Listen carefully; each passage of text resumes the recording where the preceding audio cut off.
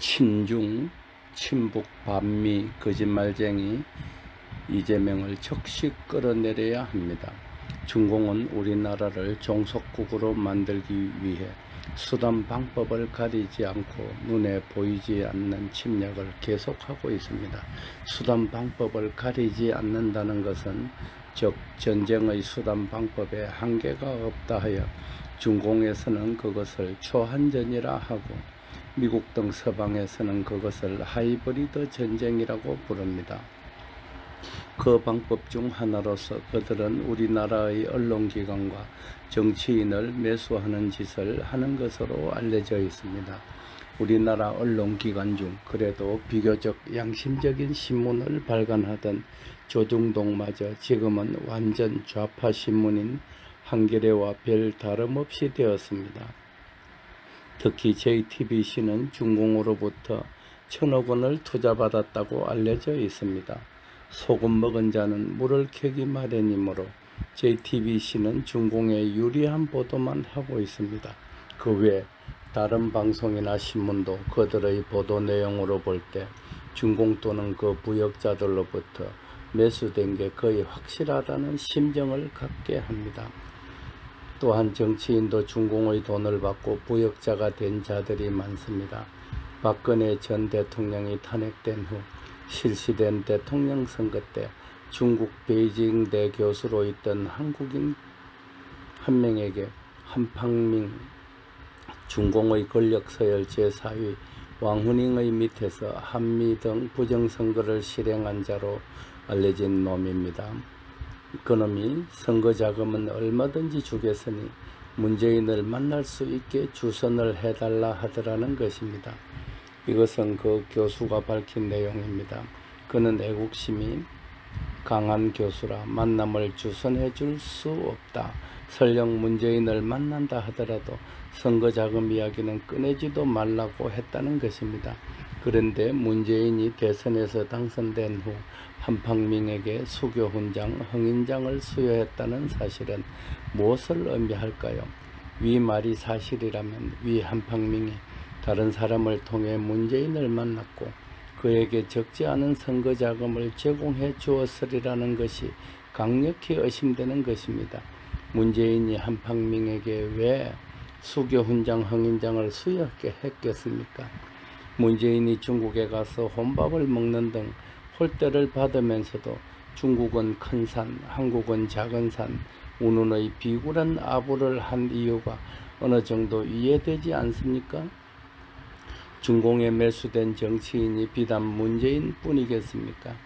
중공에 왕래한 정치인 중 친중국 발언을 하는 자들은 거의 전부가 중공에 매수된 부역자들이라 추정할 수 있습니다. 이러한 매국적 정치인, 언론인들의 부역 행위를 질타하고 이 나라를 바로 세우려는 청년 학생들의 애국운동이 덜불처럼 일어나고 있습니다. 이러한 애국 학생단체 중 자유대학에서는 오래전부터 명동에 있는 중국 대사관 앞에서 CCP 아웃, 중국 공산당 꺼져를 외치며 중국의 오성기를 찢어버리는 등 애국운동을 전개해 왔습니다.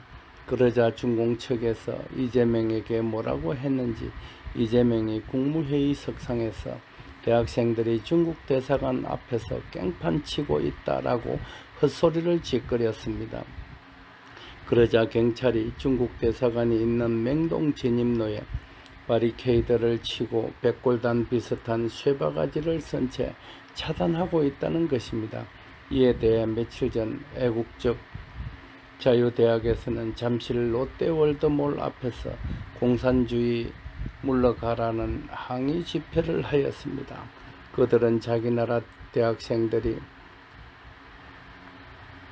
풍전등화의 위기에 있는 나라가 걱정되어 공부를 포기한 채 거리로 나왔으면 미안하게 생각해야 할 대통령이 누구에게 깽판 친다 하느냐, 미 대사관, 미 문화원 등의 화염병을 던진 자들이 누굴 들어 깽판 친다는 말을 하느냐, 우리가 화염병이라도 들었느냐 라며 정부를 규탄했습니다. 그들은 블랙 색상, 검은색 드레스를 입고 시위를 하고 있습니다.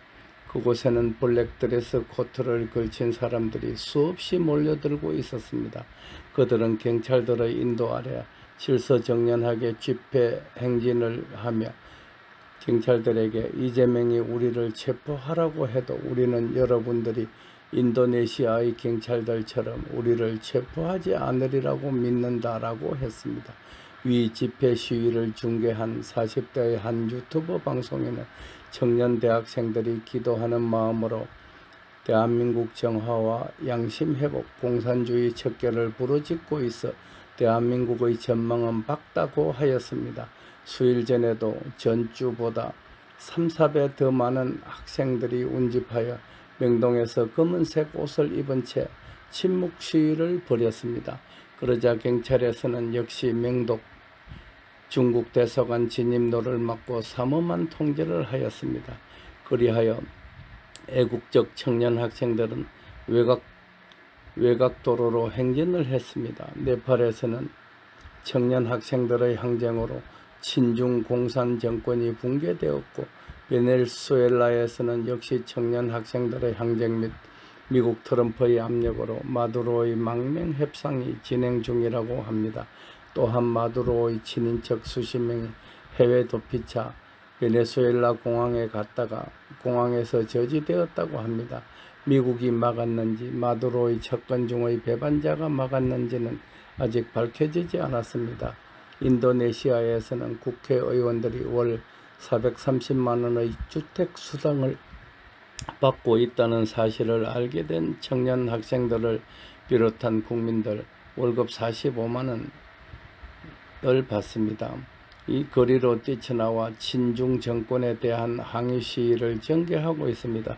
그러던 중 한 청년이 경찰 장갑차에 깔려 죽자 시위는 전국으로 확산되었고 과격한 양상을 띄어가고 있습니다.